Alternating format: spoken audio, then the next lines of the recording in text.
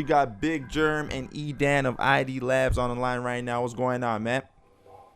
What's up, man? Not much, not much. How you guys doing? We're good. That's what's up. That's what's up. So definitely want to get a hold of you guys to let the people out here in Toronto, Canada, aware of what you guys are doing, because we really appreciate the music you guys produce and all that. And I want to start off with basically the history of ID Labs, like and the whole movement, how that got started, and you guys linking up together, like how that whole thing happened. We're a recording studio that opened up in 2003 here in Pittsburgh. Basically just servicing the local hip hop community. I opened it up and Jerm came around a few years later and sort of joined forces with me and works out of here now too.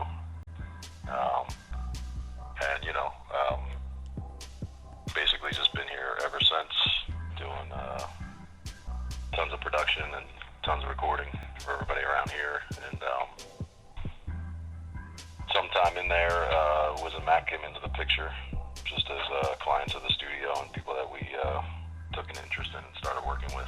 You guys have, of course, worked closely with Wiz and Mac. Like, how that was it? Just something that they came and just kept coming on a regular, or did you guys connect somehow and then the whole thing happened with you guys working with Wiz and Mac? They both started out as clients here, coming in working on projects of their own. We just kind of saw the potential in them, and as producers, decided that we should start working with them and building on some stuff together.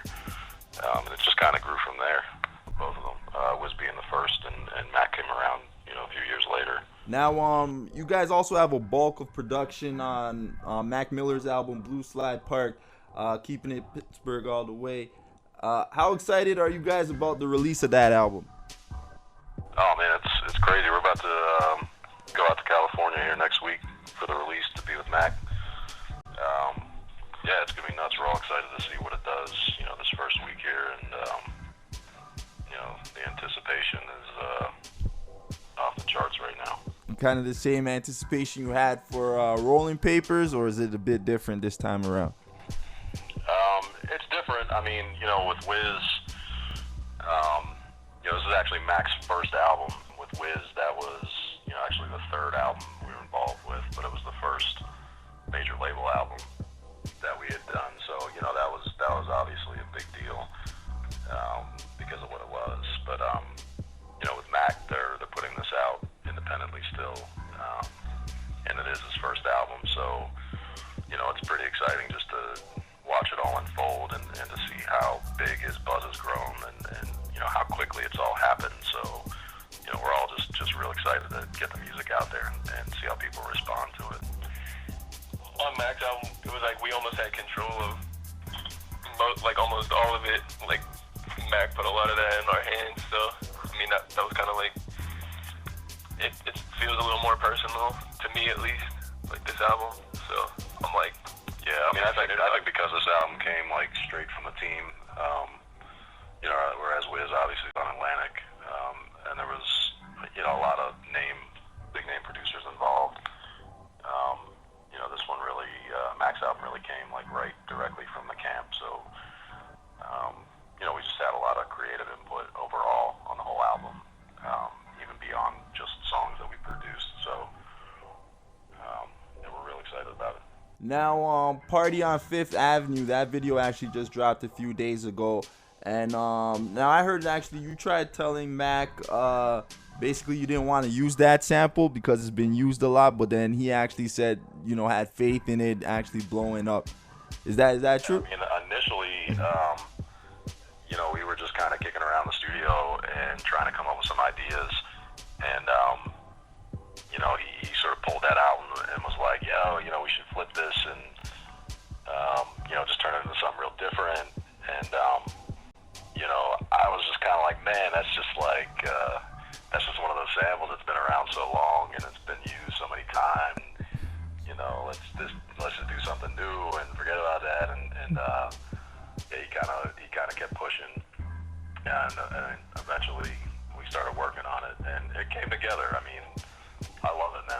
it came together cool, and we did some different stuff to it, and chopped the sample up, and didn't just use the loop. And it's a dope jam. I'm glad he pushed me into doing it. Now, at ID Labs, it's looking like it's the training camp for stars. So, who are some artists that you guys are working with that we can expect as well to come out? Well, we work a lot with Chevy Woods. Yeah. Tours Wiz. Boaz is another cat out of Pittsburgh that we've worked with for a lot of years. I'm actually working on a project with him right now, doing some mixing. There's some guys that Jerm works with a lot. He can tell you about them. Yeah, they're called the 58th. It's like 6 people, and then like 2 of them I work with a lot. They're called the Come Up.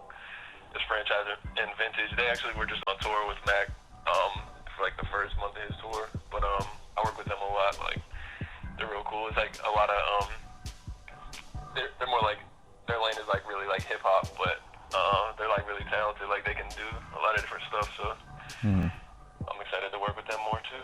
Now, what kind of tools do you guys mess with when it comes to production? Ultimately, everything ends up in Pro Tools for us.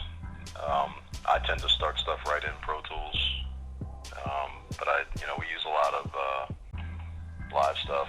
I play guitar and some keys and bass. We try to incorporate that stuff as much as we can. Jerm uses FL Studio. Yeah, I love it. He starts, most of his stuff in there, and eventually at some point we just dump it into Pro Tools and add stuff on top of it from there. Okay. And where do you guys stand the whole argument of sampling versus non-sampling? Well, Jerm samples heavily.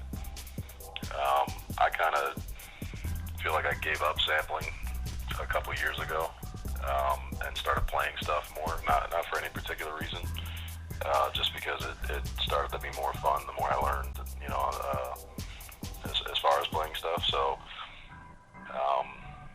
because of the fact that Jerm still samples a lot, a lot of the stuff we do still incorporates samples, but I think now we just tend to try to layer stuff more with live instruments on top.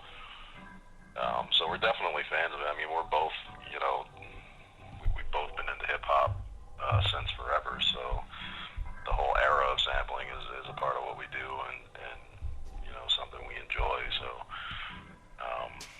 yeah.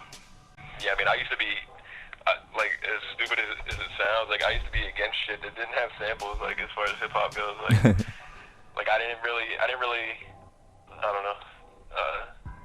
I was just really into stuff with samples. Like Pete Rock and like Just Blaze and Kanye are kind of like my favorite producers, like from when I was like learning how to make beats. So I just kind of came up on sampling, just trying to figure out everybody's samples and stuff, and like find new ones that nobody used yet and shit. Like that's just how I came up. What joint do you guys always look back on that you produced and kind of tell yourselves, man, like after this joint it was to the moon from here? Like what's that one joint that always stands out to you guys? That's a tough one. It's probably different ones for each of us. For me, the first like bigger song that I did was like Say Yeah for Wiz with Johnny Giuliano. We did that together. But I think maybe like This Plane that I did with Wiz, was I don't want to say a turning point, but it felt like sort of a new sort of sound that him and I started going for. So that's it's definitely one that sort of sticks out in my mind. For me, like it's pretty new and stuff, but I think Smile Back is kind of like that one for me. I don't know. I'm just trying to think. I haven't had too many like big songs, but I don't know. I'm proud of that one. Where can people follow up to be up to date with anything going on with you guys, whether there's new joints that you guys produced or behind, or if it's a Twitter? Where can they follow you guys at? Yeah, Twitter's probably the best spot to check us out. Mine's at ID Labs Music, and is